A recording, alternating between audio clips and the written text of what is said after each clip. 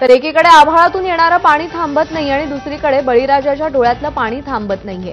बळीराजाला या संकटातून सावरण्यासाठी आता नेते मंडळी बांधावर जात आहेत। मराठवाड्यासह अतिवृष्टी झालेल्या ठिकाणी मुख्यमंत्री देवेंद्र फडणवीस आज सोलापूर आणि लातूर जिल्ह्याचा दौरा करणार आहेत। उपमुख्यमंत्री अजित पवारही सोलापूर जिल्ह्यातील परिस्थितीचा आढावा घेत आहेत।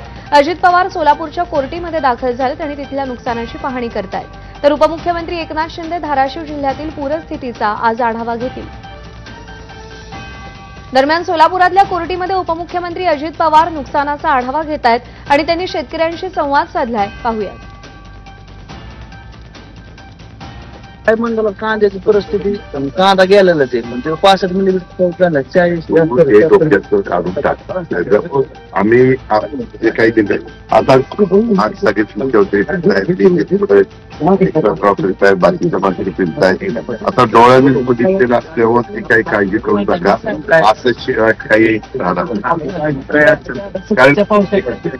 बाकीच्या ठिकाणी काय करणार आहे 65 नाही पडला परंतु वरनच पाणी एवढं आलं तर जसं सीना नदीच्या दुतर्फा पाणी एवढं पाणी आलं तिथं पाऊस कमी जरी झाला असला तर वरचा जो ओंडा आला तिथं जमीन खरडून गेली।